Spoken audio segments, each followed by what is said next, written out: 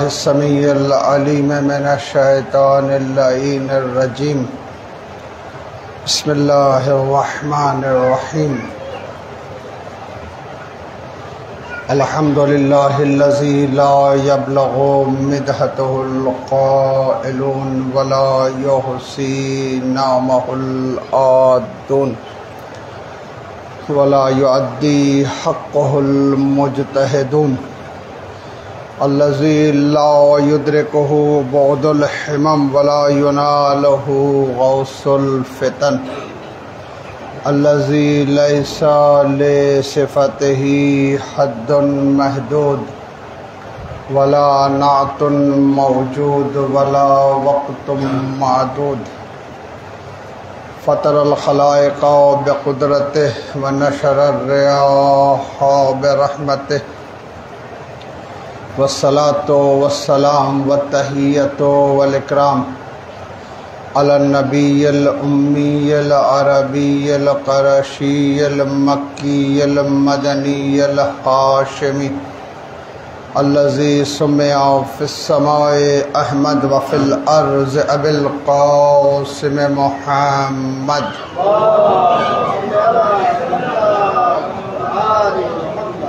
والصلاة والسلام والتحية والإكرام على أهل بيته الطيبين الطاهرين المعصومين المظلومين الذين أذهب الله عنهم الرجس ويطهرهم تطهيرا على لعنة الله على أعدائهم أجمعين من يومنا هذا إلى قيام يوم الدين بسم الله الرحمن الرحيم أوصيكم عباد الله بتقوى الله إن التقوى خير زاد قال الله تبارك وتعالى في كتابه الكريم وهو أصدق القائلين وقوله الحق كنتم خير أمة أخرجت للناس تأمرون بالمعروف وتنهون عن المنكر সর্বপ্রথম নিজেকে এবং উপস্থিত মুমিনিন ও মুমিনাতকে তাকওয়ার আহ্বান জানাচ্ছি। আল্লাহ রাব্বুল আলামিন আমাদেরকে মুত্তাকি হওয়ার তৌফিক দান করুক।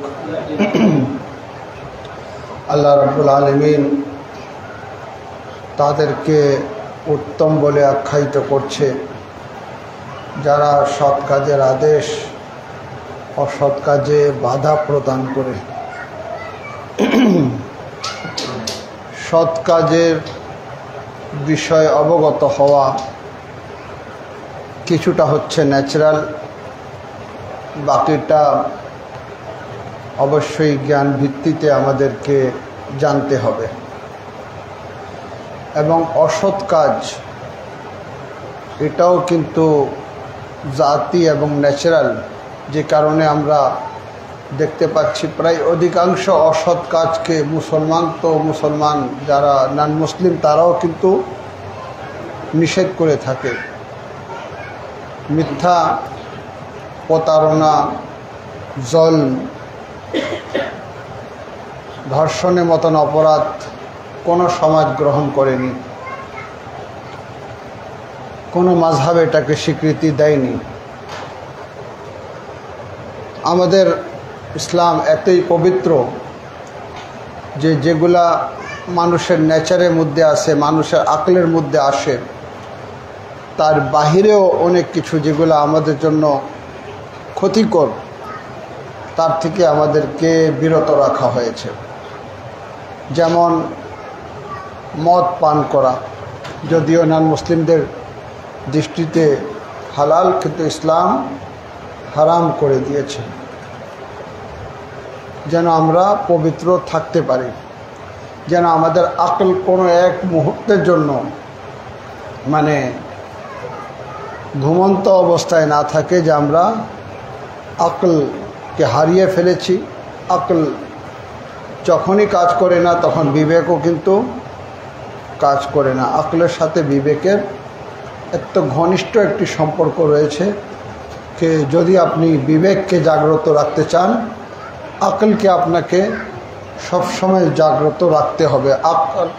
কোনো সময় যদি ঘুমন্ত অবস্থায় থাকে তাহলে কিন্তু বিবেকও কিন্তু ঘুমিয়ে পড়ে। দ্বীনে মুকদ্দাস ইসলাম সেগুলাকে আমাদের জন্য নাপাক, অপবিত্র, মুনকারাতের মধ্যে নিয়ে আসছে, যেটা আমাদের জন্য ক্ষতিকর।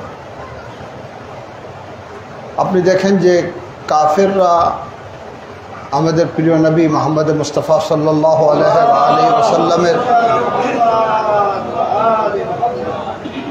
যে ইসলামে নাব, যে পিওর দিন, সেই দিনকে তারা পায়নি বলে আজকে তারা অনেক কিছু তাদের সমাজে নিষিদ্ধ করার সত্ত্বেও মদের মতন মানে অপবিত্র তাকে কিন্তু নিষিদ্ধ করেনি। কেন? ইসলামের যে বিধান, ইসলামের যে পবিত্রতা, সেটা সে পায়নি। এখানে আমি আরও এক ধাপ এগিয়ে বলতে পারি যে যারা আহলে বাইতে আতহার আলাইহিসসালাতু ওয়াসসালামকে পাননি বা আহলে বাইতের মানে পবিত্রতা পাননি, তাদের ক্ষেত্রে দেখতেছি যে তারা কিন্তু আরও কিছু যেগুলাকে আমরা মানে মাযহাবে আহলে বাইতে, মাকতাবে আহলে বাইতে হারাম বলে জানি, যেমন আঁশ ছাড়া মাছ খাওয়া, তো এগুলা কিন্তু মুনকারাতের মধ্যে পড়ে যায়।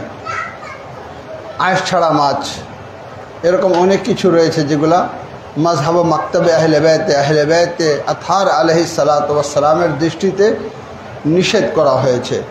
তাহলে যদি পরিপূর্ণ ইসলাম যদি কেউ ধারণ করে, তো সে পরিপূর্ণভাবে পবিত্রতা অর্জন করতে পারবে। আর যখনই পবিত্রতা অর্জন করতে পারবে, তার দায়িত্ব হচ্ছে আরেকজনকে উদ্ধার করে নিয়ে আসা, আরেকজনের মধ্যে পবিত্রতা মানে পৌঁছিয়ে দেওয়া। উখরিজাত লিন্নাস তা'মারুনা বিল মারুফ, তোমরা এতই উত্তম জাতি যে মানুষকে পথভ্রষ্টতা থেকে, মানুষকে গুমরাহি থেকে, মানুষকে নেজাসাত থেকে, মানুষকে কুকর্ম থেকে, মুনকিরাত থেকে বের করে তোমরা পবিত্রতার দিকে নিয়ে আসো, দ্বীনের দিকে নিয়ে আসো। উখরিজাত লিন্নাস, কীভাবে?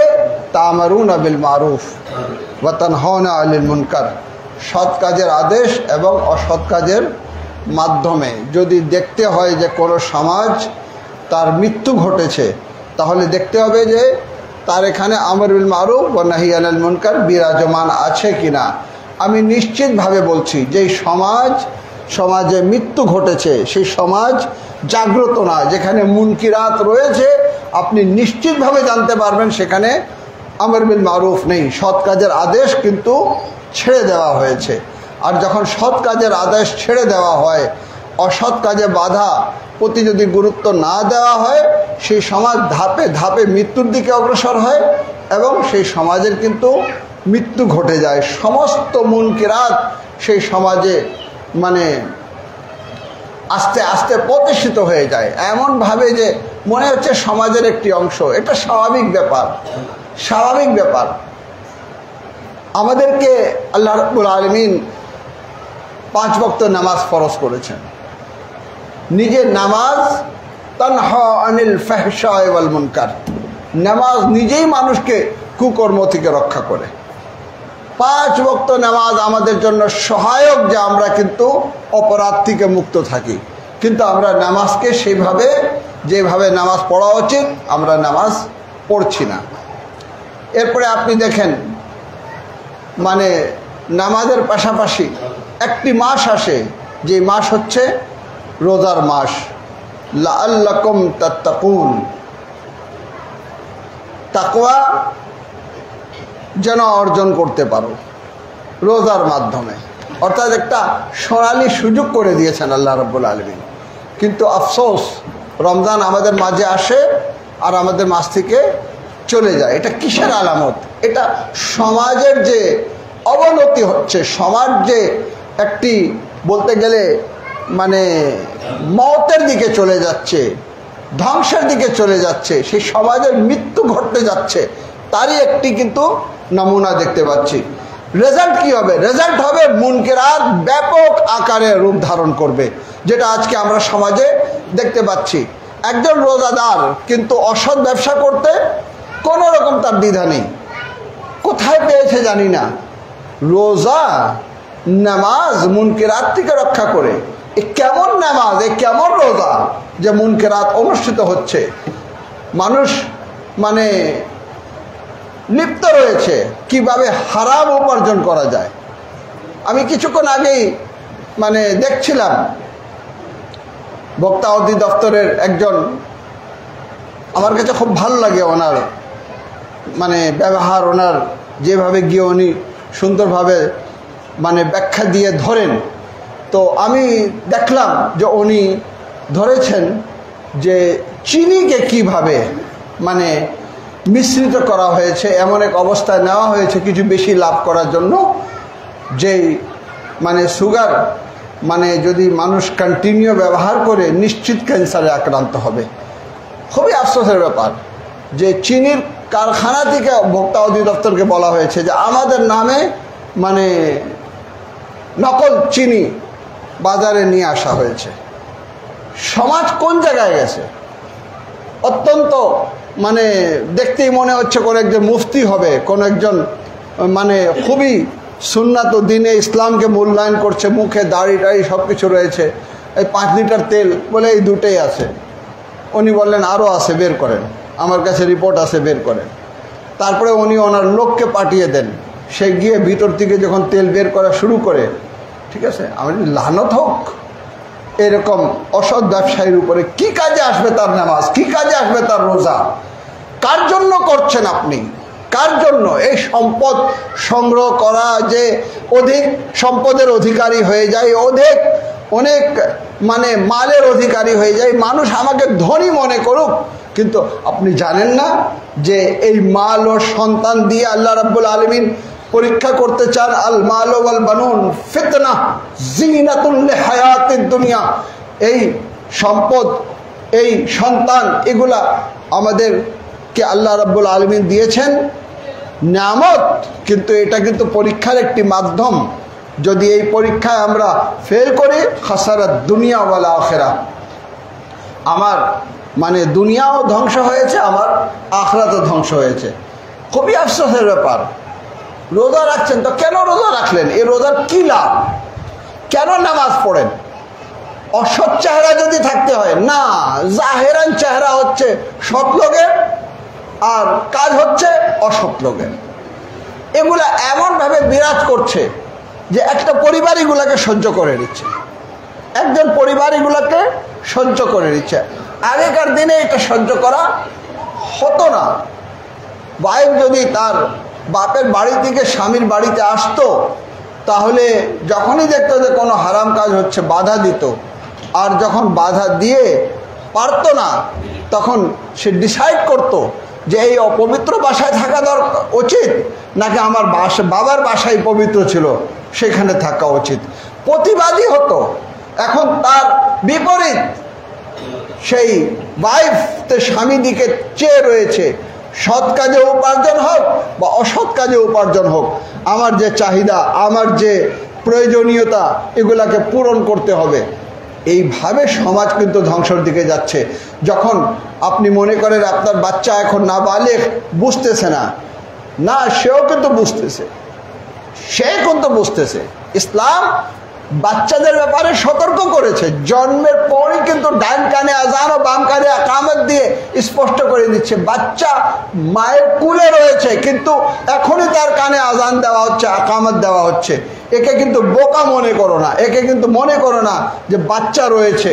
না, আল্লাহর কাছে অঙ্গীকার করে আসছে, আলাম আহাদা আলাইকুম ইয়া বানি আদম, অঙ্গীকার করে আল্লাহর কাছে সে পৃথিবীতে আসছে। তাকে আপনি শিশু মনে করে তার সামনেই কিন্তু অপরাধগুলা করবেন। বাচ্চারা যখন একটু বোঝা শুরু করবে, তখন বুঝতে পারবে যে তার পিতামাতাই কিন্তু অসৎ রয়েছেন। যখনই পিতামাতাকে অসৎ দেখবে, তখনই কিন্তু সিদ্ধান্ত নেবে সে অসম্মানিত করার, মানে অপমানিত করার। আজকে পিতামাতারা ভয় পান সন্তানদেরকে। কেন ভয় পাচ্ছেন? আপনি আপনার অসৎ কর্মগুলো ছেলেদের হাতে তুলে দিয়েছেন, বাচ্চাদের হাতে তুলে দিয়েছেন। জানেন যে এক সময় যদি বাচ্চার মুখ খুলে যায়, তাহলে আপনার সম্মান থাকবে না।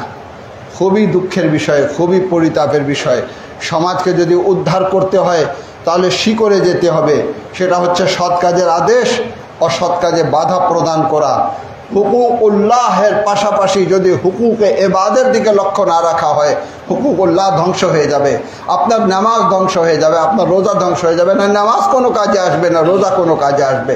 কেন? নামাজ চায় পবিত্রতা, রোজা চায় পবিত্রতা, পবিত্রতা চিন্তার পবিত্রতা, পবিত্রতা নফসের পবিত্রতা, পবিত্রতা আপনার আত্মার পবিত্রতা, পবিত্রতা আপনার শারীরিক পবিত্রতা।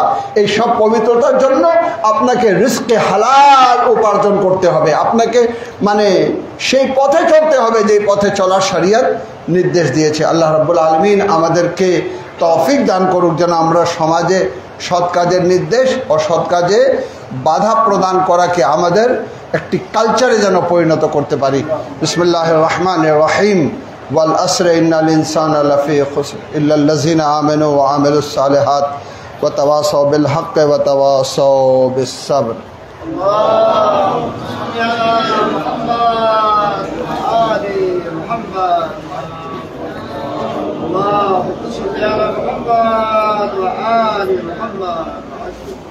اللهم صل على محمد وآل محمد.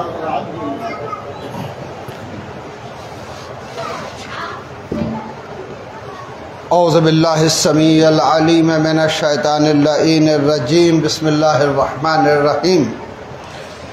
يا أسمع السامعين يا أبصر الناظرين يا أسرع الحاسبين يا أحكم الحاكمين يا خالق المخلوقين يا رازق المرزوقين يا ناصر المنصورين يا أرحم الراحمين يا غياث المستغيثين أغثني يا مالك يوم الدين إياك نعبد وإياك نستعين يا صريخ المكروبين يا مجيب الدعوة المسترين أنت الله رب العالمين أنت الله لا إله إلا أنت الملك الحق المبين الكبرياء رداؤك. اللهم صل على محمد المصطفى وعلى علي المرتضى وفاطمة الزهراء وخديجة الكبرى والحسن المجتبى والحسين الشهيد بكربلاء وعلى علي بن الحسين زين العابدين ومحمد بن علي الباقر وجعفر بن محمد الصادق وموسى بن جعفر الكاظم وعلي بن موسى الرضا ومحمد بن علي التقي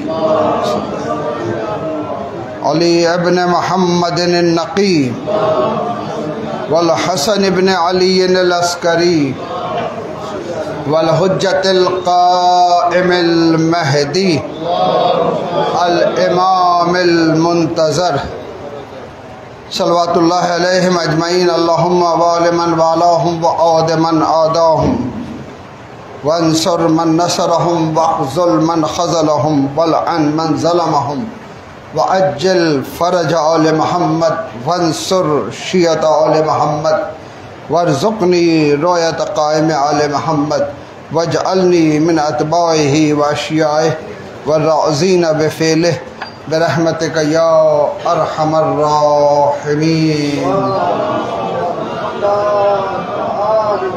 لعنة الله على أعدائهم أجمعين من يومنا هذا إلى قيام يوم الدين. بسم الله الرحمن الرحيم. أوصيكم عباد الله بتقوى الله. আবার নিজেকে এবং উপস্থিত মুমিনিন ও মুমিনাতকে তাকওয়ার আহ্বান জানাচ্ছি। আল্লাহ রাব্বুল আলামিন আমাদেরকে মুত্তাকি হওয়ার তৌফিক দান করুক। মুমিনিন کرام, প্রথম খুতবায় সৎ কাজের আদেশ এবং অসৎ কাজে বাধা প্রদান করা অর্থাৎ সমাজকে পবিত্রতার দিকে নিয়ে যাওয়া, দ্বীনের দিকে ধাবিত করা, পথভ্রষ্টতা থেকে মানুষকে বের করে আনা, এটা একটি গুরুত্বপূর্ণ দায়িত্ব। আজকে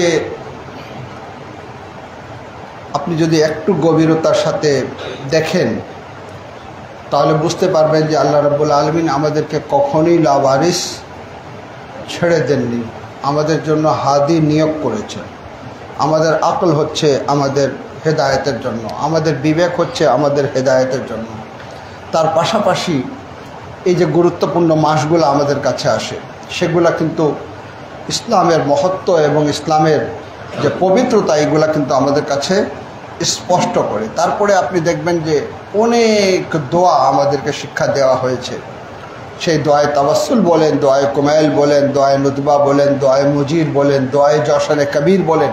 আপনি যদি এই দোয়াগুলা যখন আপনি পড়বেন তখন আপনার একটা মানে আত্মতৃপ্তি যেটা বলা হয়, যে সম্পূর্ণ চেষ্টা যে একজন মানুষের মধ্যে এই চেতনাকে জাগ্রত রাখা, যে আগুন থেকে মুক্তির জন্য কি করতে হয়, জাহান্নামের থেকে মুক্তির জন্য কি করতে হয়, আর জাহান্নামের জন্য মুক্ত হওয়ার জন্য যেসব ইসলাম আমাদের কাছে রুটিন তুলে দিয়েছে, যে সেগুলোর প্রতি যদি আমরা লক্ষ্য রাখি তাহলে আমাদের তো যারা আহলে বাইতে আতহার আলাইহিস সালাতু ওয়াস সালামকে ভালোবাসেন তারা তো ভালো করেই জানেন যে আমরা না শুধু মওলায়ে কায়নাত, আমাদের 12 ইমামই কিন্তু একই কথা বলতেন যে হে আল্লাহ, না তোমার জান্নাতের লোভে আমি ইবাদত করি, না জাহান্নামের ভয়ে আমি ইবাদত করি। জান্নাতের লোভে ইবাদত করা হচ্ছে ব্যবসায়ীদের, যারা লাভের আশায় কিছু করে থাকে, আর জাহান্নামের ভয়তে ইবাদত করা মানে গোলামের, যারা একজন দাস বা একজন দাসী মওলার ভয়তে কাজগুলা করে, না হলে শাস্তি পাবে। আলী বললেন যে হে আল্লাহ, আমি না জান্নাতের লোভে না জাহান্নামের ভয়ে, আমি তোমাকে ইবাদতের উপযুক্ত পেয়েছি বলে ইবাদত করি, তুমি ইবাদতে উপযোগী। আল্লাহু আকবার। এটা কিন্তু ইশকে ইবাদত, অন্তর থেকে ইবাদতের প্রতি যে আগ্রহ সেটা কিন্তু তৈরি করে। আপনি যে ইমামদেরকে পেয়েছেন তাদের পবিত্র জীবনের দিকে যদি লক্ষ্য রাখেন, ইমামে জাইনুল আবদিন আলাইহিস সালাতু ওয়াস সালাম ওযু করার সময় থেকে থরথর করে কাঁপতেন। জিজ্ঞাসা করা হতো, ইয়া রাসূলুল্লাহ, আপনি একজন ইমাম, আপনি একজন মাকবুলে বারগাহ, আল্লাহ আপনাকে গ্রহণ করেছেন, আপনি এইভাবে কাঁপছেন। তো তিনি বললেন, এটা দেখছো না আমি কার সম্মুখে যাচ্ছি, কার সাথে কথা বলতে যাচ্ছি, কার জন্য মুসাল্লায় দাঁড়াচ্ছি। এই যে অনুভূতি, এগুলো আমাদেরকে শিক্ষা দিয়েছেন। কিন্তু অত্যন্ত দুঃখের বিষয়, আমাদের কিন্তু হেসার করে রাখা হয়েছে, হেসার করে।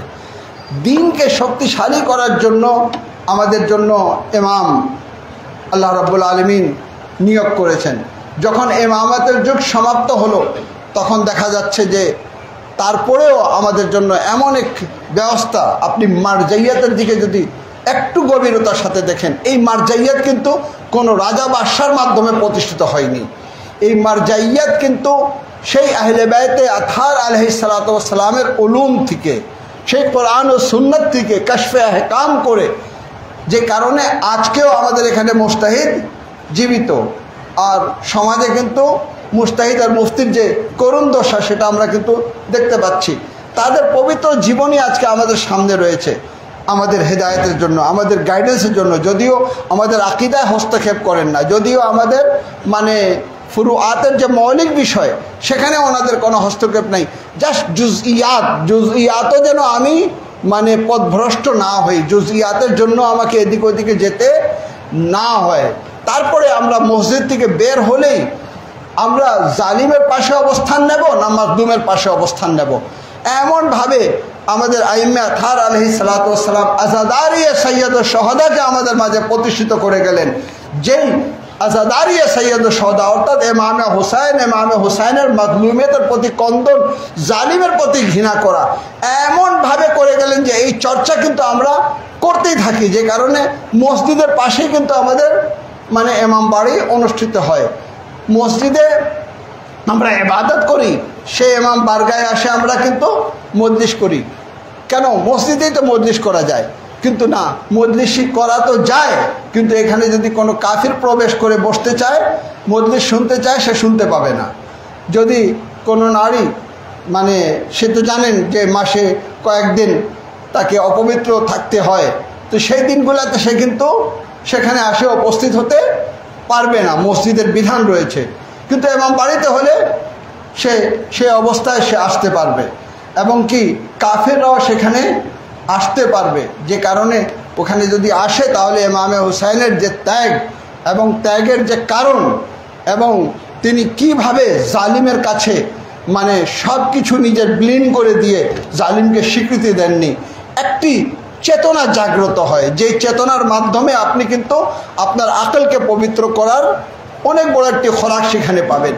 এই চর্চা আমাদের মধ্যে অব্যাহত ছিল, অব্যাহত আছে বলে আজকে আমরা কিন্তু জালিমদেরকে বরদাস্ত করি না। মাযহাব ও মাকতাবে আহলে বাইতের যে জীবন যদি উৎসর্গ করতে হয় জীবন দিয়ে দাও, যদি দুটার মধ্যে একটা বাধ্য করা হয় তোমাকে, না হয় জালিম হও না হয় মাজলুম, তো মাজলুম হয়ে যাবা, জালিম কখনই হওয়া যাবে না। কেন?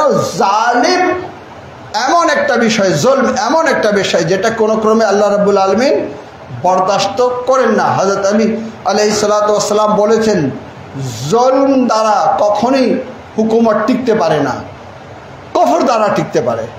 একটি কাফের যদি রাষ্ট্রনায়ক হয় তাহলে হুকুমতটা টিকে যাবে, কিন্তু জালিম হলে টিকবে না। কেন? জুলম ন্যাচারাল, মানুষ জুলমকে ঘৃণা করে। ইমামে হুসাইন আলাইহিস সালাতু ওয়াস সালাম একটি চেতনা আমাদের মধ্যে, ওই চেতনাকে রিজেক্ট করে, যে চেতনাটা আগে থেকে প্রতিষ্ঠিত করে দেওয়া হলো, যে কেউ হাকিম হবে সে হচ্ছে জিল্লুল্লাহ, সে আল্লাহর পক্ষ থেকে মনোনীত, যদিও জালিম। আপনি আশ্চর্য হবেন, ইয়াজিদিদের সকলের চেতনা এটাই ছিল যে আমি হুসাইনকে হত্যা করে জান্নাতে যাচ্ছি। কেন? তিনি যাকে খলিফা নিয়োগ করা হয়েছে তার বিরুদ্ধে তিনি অবস্থান নিয়েছেন। এমনভাবে ভিতরে ঢুকিয়ে দেওয়া হলো যে জালিম হোক, আদিল হোক, মানে অসৎ ব্যক্তি হোক, সৎ ব্যক্তি হোক, যখন হাকিম হয়ে গেল তাহলে আমিরুল মুমিনিন। এই চেতনাটা ঢোকার পরে কি দাঁড়ালো? মুআবিয়া আমাদের সমাজে প্রতিষ্ঠিত হয়ে গেল, ইয়াজিদ রাদিয়াল্লাহু আনহু রাহমাতুল্লাহ আলাইহি হয়ে গেল। ইয়াজিদের পরে যারা আসছে জুলমের একটি জঘন্য ইতিহাস রচনা করেছে, তারা সকলে সম্মানিত হয়ে গেল। অবস্থা কোন পর্যায়ে চলে আসলো যে জিয়াউল হক ক্ষমতায় আসলো, তাকেও কিন্তু আমিরুল মুমিনিন বলা হচ্ছে, উর্দুগানকে খলিফাতুল মুসলিমিন বলা হচ্ছে। সমাজ কোন দিকে চলে গেল, চেতনা কোন দিকে চলে গেল? যে কেউ হাকিম হচ্ছে এটা আল্লাহর পক্ষ থেকে, এটা আল্লাহর পক্ষ থেকে। আল্লাহ রাব্বুল আলামিন যিনি আদিলে মুতলাক, তিনি আদল দেখতে চেয়েছেন। কোন জালিমকে আপনি ক্ষমতায় নিয়ে আসতে পারেন, আল্লাহ কিন্তু তাকে ক্ষমতা দেয় না। গোরে জাস্তার যে জমহুরি গোলামে পুখতাকারে শো কে আজ নফসে দো সদখর ফিক্রে ইনসানি নেমি আয়াত। তুমি সেই পবিত্র ব্যক্তির গোলাম হও। যদি 200 গাধাকে এক জায়গায় করা হয়, একটি মানুষ তৈরি করা যাবে না। এইভাবে হাজার হাজার ভোটেও একজন ব্যক্তিকে পবিত্র ব্যক্তি হিসাবে আখ্যায়িত করা যাবে না। আমি জাহিরে হুকুম দিতে পারি, কিন্তু বাতিন আমি জানি না। আজকে তাকে সৎ ভেবেছি, কালকে আমি তার কাছে অসৎ কাজ দেখতে পারি। এই জন্য আল্লাহ রাব্বুল আলামিন যাদেরকে দায়িত্ব দিয়েছেন তাদের স্বীকৃতি নিয়েছেন। কেন? রাসূলের নাফসের স্বীকৃতি নিলেন। মা ইয়ানতাকু আনিল হাওয়া ইন হাওয়া ইল্লা ওয়াহিয়ুল ইউহা। আমার নবী মানে নাফসের চাহিদা অনুযায়ী কোনো কথা বলে না। ওয়াহি অথবা ওয়াহির দৃষ্টিকোণ থেকে বলে থাকে। ওয়াহি হয় না হয় যা বলে সেটা ওয়াহির দৃষ্টিকোণ থেকে। এই কারণে রাসূল খোদা বলেছেন, আমার সঠিক হাদিস এবং জাল হাদিস এটাকে যদি মানে চিনতে চাও কোরআনের সাথে তুলনা করে দেখো। কোরআনের যদি বিপরীত হয় ফাজরেবু হাবিজ জেদার, ওটাকে দেওয়ালে ছুটে মারো, আমার হাদিস না। কারণ আমার হাদিস কোরআনের বিপক্ষে যেতে পারে না, অনেক বড় একটি মাপকাঠি। কিন্তু দুঃখজনক সবাই নেই, না হলে ওসব হাদিসের দিকেও ইঙ্গিত করা যেত যেগুলো ইসরাইলিয়াত সমাজের মধ্যে প্রতিষ্ঠিত, যেটা নেচারের বিপরীত, যেটা আকলের বিপরীত, যেটা রাসূলের সিরাতের বিপরীত, যেটা বলতে গেলে কোরআনের সাথে সাংঘর্ষিক। যাই হোক, তো বিষয়টা হচ্ছে এটা যে জুলমের বিরুদ্ধে একটি মানে চেতনা, সেটা কারবালা থেকে, অর্থাৎ কারবালা বলতে গেলে আমাদেরকে তাকওয়া, যে আমরা তাকওয়া অর্জন করেছি, কারবালা এসে ওটাকে এমনভাবে ঘিরে নিয়েছে যে তোমরা তাকওয়া থেকে বের হতে পারবে না। মুত্তাকি থাকো, জালিমের বিরুদ্ধে সোচ্চার হও, কোনো জালিমকে নিজের উপরে প্রতিষ্ঠিত করো না, মাজলুমের পক্ষে অবস্থান নাও। যে কারণে আজকে দেখছেন যে ইরানের বিপ্লব আসার পরপরই যে নাজুক অবস্থা ছিল, যেভাবে বোমা বিস্ফোরণ হচ্ছিল, যেভাবে বিপ্লবকে ধ্বংসের দিকে নিয়ে যাওয়ার চেষ্টা করা হচ্ছিল, সেই প্রথমেই ইমামে খুমেনি রহমতুল্লাহ আলাইহ তিনি বললেন যে আমরা মাজলুম ফিলিস্তিনিদের পাশে অবস্থান করব। এবং বললেন যতক্ষণ পর্যন্ত আমাদের এই পতাকা, আমাদের এই জামহুরিয়া ইসলামী ইরান রয়েছে, ততদিন পর্যন্ত আমরা কিন্তু ফিলিস্তিনিদের পাশে থাকব। এবং তখনই তিনি শেষ শুক্রবার, যেটা জমাতুল বেদা, সেই শুক্রবারকে তিনি ইয়মুল কুদস হিসাবে আখ্যায়িত করেছেন। এবং তখন মানুষ বলতো যে এই প্রতিবাদ করে কি হবে, যাও না ইসরায়েলের সাথে যুদ্ধ করো, যাও। আমরা রাস্তায় নেমে প্রতিবাদ করতাম, প্রতিটা দেশে কুচ দিবস পালন করা হতো। আমাদের এই কুচ দিবস পালন করা এক ধরনের মানে যে প্রতিবাদ, আমি তো সে উদাহরণ দিয়ে থাকি যে কিসাসুল আম্বিয়ায় লেখা হয়েছে যে হযরত ইব্রাহিমের জন্য যখন আগুন ধা ধা করে জ্বলছিল, একটি পাখি তার ঠোঁটের মধ্যে এক ফোঁটা পানি নিয়ে যখন যাচ্ছে, অন্য পাখিরা জিজ্ঞাসা করলো যে কোথায় যাচ্ছ? বলে পানি যাচ্ছে আগুনের উপরে নিক্ষেপ করতে। বলে এক ফোঁটা পানি দিয়ে আগুন নিভে যাবে না। বলে আগুন না নিভলেও এটা কিন্তু স্পষ্ট হয়ে যাবে যে আমি নমরুদের সাথে নেই, আমি মূসার সাথে, আমি নমরুদের সাথে নেই, আমি ইব্রাহিমের সাথে আছি। তো এই যে ইব্রাহিমের সাথে আছি এই জন্য কিছু করা, ঠিক এইভাবে আমরা যে মাজলুমিনদের সাথে আছি এটা কিন্তু স্পষ্ট করা। হাজার হাজার মানুষ রাস্তা দিয়ে চলে যাবে, কিন্তু আমরা মানে ফিলিস্তিনের পক্ষে অবস্থান নেব। তো এটা সূচনাতে অনেক বিতর্কিত করার চেষ্টা করা হলো, কিন্তু যারা মানে বুঝতো এই বিষয়টাকে আধ্যাত্মিকভাবে নিয়েছিল তারা কিন্তু করে যাচ্ছিল। আমাদের এই মিছিল, আমাদের এই মানববন্ধন, আমাদের এই মিটিং, এগুলা কিন্তু ফিলিস্তিনিদেরকে সাহস যোগাতো। তারা অস্ত্রের বিপরীত পাথর নিক্ষেপ করত। কিন্তু আমাদের এই সাপোর্টগুলা প্রত্যেক দেশে অব্যাহত থাকার কারণে, আর যারা মাজলুমিনদের পক্ষে ছিল তাদের সহযোগিতার কারণে আজ আলহামদুলিল্লাহ ফিলিস্তিনিদের হাতেও অস্ত্র এসেছে। তারাও কিন্তু প্রতিরোধ মানে গড়ে তোলার চেষ্টা করছে। এবং আজকে ইসরায়েল যথেষ্ট হুমকির মুখে ধাবিত হয়েছে।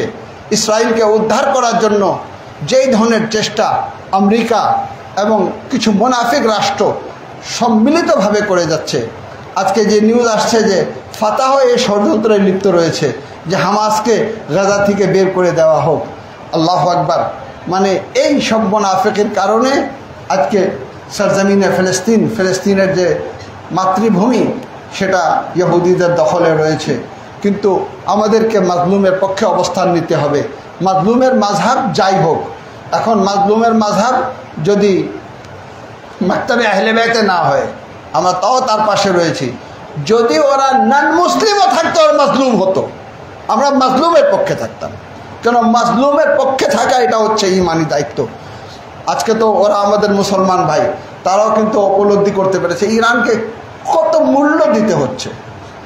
আজ যদি ইরান স্পষ্ট বলে দেয় যে ফিলিস্তিনের সাথে আমার আর কোনো কাজ নেই, আমি কোনো ধরনের সহযোগিতা করব না, এবং সাথে সাথে অনেক নিষেধাজ্ঞা উঠে যাবে, আর ইরানের অর্থনৈতিক অবস্থা অনেক ভালো হয়ে যাবে। কিন্তু আল্লাহু আকবার, যেমন রাষ্ট্র তেমন জনগণ। রাষ্ট্র কিন্তু চিন্তা করছে যে না, জালিমের বিরুদ্ধে রুখে দাঁড়ানো আমাদের দায়িত্ব, জনগণও কিন্তু এটাই। আজকে দেখেন ওইখানে কিন্তু 90টা শহর ঘোষণা হয়েছে, যেটা 90টা শহরে এই রোজার মধ্যে, এই গরমের মধ্যে তারা কিন্তু মিছিল করবে, এবং মানে হাজার হাজার না লাখ লাখ মানুষ রাস্তায় উপস্থিত হবে। আমি জানি তারা বউ বাচ্চাদের নিয়ে উপস্থিত হতো। আমরা তো একটা মানববন্ধন করতে চাই, তো সেখান থেকেও মানুষ কিন্তু শরিক না হয়ে কিভাবে বাড়িতে চলে যায় এই জন্য চিন্তা ভাবনা থাকে। আমরা কিন্তু এগুলোর মহত্বকে বুঝি না যে এর প্রভাবটা কী। আমার নাফসের উপর প্রভাব পড়ে। কমপক্ষে আমি তৃপ্তি পাই যে আমি মাজলুমের পক্ষে একটা স্লোগান হলেও দিতে পেরেছি। যদি প্রয়োজন হয় হচ্ছে বেশি করব, কিন্তু যতটুকু আমি পেরেছি ততটুকু আমাকে করতে হবে। আমি মনে করি যারা এই ধরনের আয়োজন করেন পুষ দিবসকে কেন্দ্র করে মিছিল, মানববন্ধন, তারা সকলেই কিন্তু ধর্মীয় এবং মহতী কাজে নিজেকে নিয়োজিত রেখেছেন। আমাদেরও একান্ত দায়িত্ব আজকে মাজলুম ফিলিস্তিনিরা যে অবস্থায় গেছে, রমজান মাসে ফাতাহ সীমান্তকে বন্ধ করে দেওয়া হয়েছে, তাদের কাছে হাহাকার। আপনি আশ্চর্য হবেন যে ঘাস দিয়ে চাটনি বানিয়ে, ঠিক আছে, সেটা দিয়ে তারা রুটি খাচ্ছে। এবং ওই যে একজন না খেয়ে থাকতে থাকতে বাচ্চাদের কাছে, সমাজের কাছে লজ্জিত হতে হতে যখন রমজানে চান আসলো, তখন হাসি মুখে বাচ্চাদের বলছে, যাক, কালকে থেকে আর বলতে পারবো না যে আমি না খেয়ে রয়েছি, মানে খাদ্যর অভাবের কারণে, বরং না খেয়ে থাকবো, কিন্তু আনন্দ সহ বলবো যে আমার রোজা রয়েছে, আমি রোজা রেখেছি। ঠিক আছে, আলহামদুলিল্লাহ, যে জাতি রোজা রাখতে পারে তাকে কেউ পরাজিত করতে পারে না। মাজলুম ফিলিস্তিনিরা এই অবস্থায় রোজা রেখে যাচ্ছে। আমি মনে করি যে আর বেশি দূরে না, একদিন আসবে যে এই ফিলিস্তিনকে স্বাধীন রাষ্ট্রতে পরিণত করা হবে এবং তার বাইতুল মুকাদ্দাস হবে, বলতে গেলে ক্যাপিটাল। আর এই দিকে আলহামদুলিল্লাহ যারা মাজলুমিন আছেন, যারা মুমিনিন আছেন, তারা ঐক্যবদ্ধ আছেন, যারা হুসাইনি চেতনা নিয়ে মানে জেগে রয়েছেন। আজকে অন্য কাউকে আমরা দেখতে পাচ্ছি না, অন্য চেহারাগুলো কিন্তু নেফাক ছাড়ার কিছুই আমাদের কাছে নেই। হুসি কারা? যারা আজাদারিয়া সৈয়দের সওদা করত, হুসাইনের চেতনা যাদের মানে চেতনার বিরুদ্ধে বাস করেছিল, যারা হুসাইনি চেতনা নিয়েই মানে বেঁচে রয়েছে। ইরাকি হিজবুল্লাহ কারা? লেবাননের হিজবুল্লাহ কারা? ইরানের আজকে জনগণ কারা? এরা সকলেই হুসাইনের মাজলুমিয়তের উপরে মাতম করতে করতে শিখে গেছে যে জালিমের বিপক্ষে মাজলুমের পক্ষে অবস্থান নিতে হবে। আর কোনো শক্তি এই চেতনাকে দমন করতে পারবে না। কেন? এটা একটি চেতনা, এটা একটি বাস্তব, এটা একটি হাকিকাত, এটাই হচ্ছে ইসলামের একটি মূল। যদি ইসলামের জুলকে সহ্য করা হয় তো ইসলাম থাকে না, সেই ইসলাম নেফাকে পরিণত হয়। ইসলাম সেটাই যেখানে কিন্তু মানে জুলমের বিপরীত অবস্থান নেওয়া, মাজলুমের বিপরীত অবস্থান নেওয়া, এটা একটা দায়িত্ব। যে কারণে হযরতে হামজার শাহাদাতের পর আজ আমরা মজলিস করি, প্রশ্নবিদ্ধ করা হয় বিদআত কোথায় পেয়েছেন? আরে বাবা, রাসূলুল্লাহ সাল্লাল্লাহু আলাইহি ওয়াসাল্লামের সিরাতে পেয়েছি। রাসূল নিজে আজাদারিয়ে সৈয়দের সওদা করেছেন। সর্বপ্রথম তো ইতিহাসে লেখা হয়েছে যে অহদের যুদ্ধের পর যখন তিনি মদিনায় ফিরে আসলেন, সাহাবায়ে কেরামদের বাসায় ক্রন্দনের আওয়াজ শুনতে পান। জিজ্ঞাসা করলেন, বলে এরা সদায় অহদের উপরে কাঁদছে। বলেন, যদি কেউ আমার চাচা হামজার উপরে ক্রন্দন করত। সাহাবায়ে কেরামরা নিজের পরিবারকে নিয়ে রাসূলের বাসায় আসলেন, হযরতে হামজার উপরে ক্রন্দন করলেন। এই ক্রন্দন এটা মানে লোক দেখানো না, এই ক্রন্দন হচ্ছে মাজলুমের প্রতি ভালোবাসা, জালিমের প্রতি ধিক্কার, জালিমের প্রতি ঘৃণা। কেন? যখনই মানুষ মাজলুমের জন্য ক্রন্দন করে তখন তার চেতনায় কিন্তু জালিমের বিরুদ্ধে ঘৃণা চলে আসে। তো রাসূল নিজে প্রতিষ্ঠিত করলেন। তারপরে আমরা দেখতে পাচ্ছি ইমামে হুসাইন আলাইহিস সালাতু ওয়াস সালাম হযরতে উম্মে সালমাকে রাসূল বলে যে আমি রুমের ভিতরে যাচ্ছি, কেউ যেন না আসে। কিন্তু ইমামে হুসাইন ছোট ছিলেন, আসলেন দৌড় দিয়ে, দরজা খুলে ভিতরে ঢুকে গেলেন। হযরত উম্মে সালমা বললেন যে আমাকে তো নিষেধ করছিলেন, এখন কি করবো, বাচ্চাকে তো ঠেকাতে পারিনি। কিন্তু কিছুক্ষণ পরে রাসূলের চিৎকার করে ক্রন্দনের আওয়াজ আসলো। হয়তো উম্মে সালমা ভিতরে প্রবেশ করলেন, বললেন, ইয়া রাসূলুল্লাহ, কি হয়েছে, কি হয়েছে?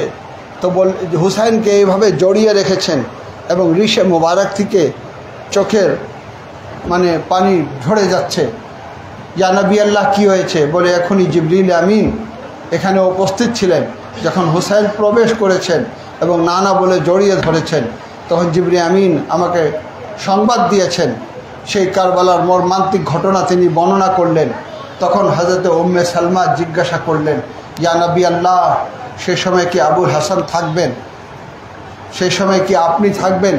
তখন রাসূল খোদা বললেন, কেউই থাকবে না, উম্মে সালমা তুমি বেঁচে থাকবা। আল্লাহু আকবার। আচ্ছা, ইমামে হুসাইন শহীদ হয়ে যাবেন, এই জন্য উম্মে সালমা যা কন্দন করা করলেন, কিন্তু জানতেন যে না, কারবালার পরে কন্দনের যে ইতিহাস রচনা করা হবে সেটার একটা ভিত্তি স্থাপন করে যায়। সিররুশ শাহাদাতাইনও শাহ আব্দুল আজিজ মুহাদ্দিস দেহলভী লিখেছেন যে রাসূল খোদা সাল্লাল্লাহু আলাইহি ওয়াসাল্লাম, আরও অনেক কিতাবে রয়েছে, তিনি কারবালার মাটি এনে মাটি দেন, কেউ বলে কারবালার মাটি, কেউ বলে মাটি দেন, এবং বললেন যে এটাকে একটি বোতলের মধ্যে রেখে দাও। উম্মে সালমা এই মাটি যখন রক্তে পরিণত হবে তখন বুঝতে পারবে আমার হুসাইন আর নেই। আসরের সময় আমাদের এখানেও রীতিনীতি রয়েছে, ইসলামেও কাহিলুল্লাহ মুস্তাহাব রয়েছে। উম্মে সালমা ঠিক আসরের সময় ঘুমন্ত অবস্থায় ছিলেন, কি দেখলেন? রাসূল খোদা সাল্লাল্লাহু আলাইহি ওয়াসাল্লাম এসেছেন এবং পুরো শরীর ধুলা বালুতে। তখন জিজ্ঞাসা করলেন, ইয়া রাসূলুল্লাহ, আপনার এই অবস্থা? বলে, উম্মে সালমা, আমি কারবালা থেকে আসছি, আমার হুসাইনকে শহীদ করে দেওয়া হলো। উম্মে সালমার চোখ খুলে গেল, গিয়ে দেখলেন তো ওই মাটি রক্তে পরিণত হয়েছে। রাসূলুল্লাহ সাল্লাল্লাহু আলাইহি ওয়াসাল্লাম আজাদারিয়া সৈয়দুশ শাহাদা ওনার জীবন দশায় এটাকে প্রতিষ্ঠিত করে গেলেন। কেন? এই জন্য হযরত ফাতেমাতুজ জাহরা সালাওয়াতুল্লাহ, হযরত আলী আলাইহিস সালাতু ওয়াস সালাম, আমাদের পুরো ইমামদের জীবনীতে ইমাম জাইনুল আবদিন ইসলামের কী প্রয়োজন ছিল যে যদি আপনি কন্দন করতে হয় বাসায় কন্দন করবেন, কিন্তু না, রাস্তায় বের হয়ে যেতেন। রাস্তায় বের হয়ে যেতেন এবং একটা কসাই যাচ্ছে কয়েকটা দুম্বা নিয়ে, হাতে চাকু রয়েছে, তাকে থামিয়ে বললেন, থামো, আমি জানি তুমি জবাই করার জন্য নিয়ে যাচ্ছ, হালাল পশু জবাই করবা, ঠিক আছে, কিন্তু একটি প্রশ্নের জবাব দাও। বলে, কি? বলে, তুমি জবাব দাও আমাকে যে পশুগুলাকে জবাই করার সময় পানি খেতে দাও কি না? বলে, মওলা, পানি না দিয়ে আমি পশু জবাই করি না। সেইখান থেকে কারবালার দিকে তাকিয়ে, আসসালামু আলাইকা ইয়া আবা আবদুল্লাহ, তারা কত বড় জালিম ছিল যে আপনাকে তৃষ্ণার্ত অবস্থায় জবাই করেছে। এই যে কারবালার চেতনা, এটাকে কিন্তু আপনি সব সময় জাগ্রত রাখেন। যখন জাগ্রত রাখবেন আপনার তাকওয়ায় সহায়ক হবে, মাজলুমের পক্ষে অবস্থান করে আপনার তাকওয়ায় সহায়ক হবে, আপনার নামাজকে শক্তিশালী করবে, আপনার রোজাকে শক্তিশালী করবে। আল্লাহ যদি তৌফিক দেয় ইনশাআল্লাহ এই বিষয়গুলোতে আরও দার্শনিক দিক রয়েছে, আরও অন্যান্য দিকগুলো রয়েছে, এইগুলো নিয়ে ইনশাআল্লাহ আলোচনা করা হবে। ধারাবাহিকভাবে আমার আলোচনা অব্যাহত রয়েছে। আল্লাহ রাব্বুল আলামিন আমাদেরকে তৌফিক দান করুন যেন আমরা জালিমের বিপক্ষে এবং মাজলুমের পক্ষে অবস্থান নিতে পারি। বিসমিল্লাহির রহমানির রহিম। ওয়াল আসরি ইন্নাল ইনসানা লাফি খুসর ইল্লাল্লাযিনা আমানু ওয়া আমিলুস সালিহাত ওয়া তাওয়াসাউ বিল হাক্কি ওয়া তাওয়াসাউ বিস সাবর। এটা রেডি আছে? ওটা দূর করে উঠাই দিকে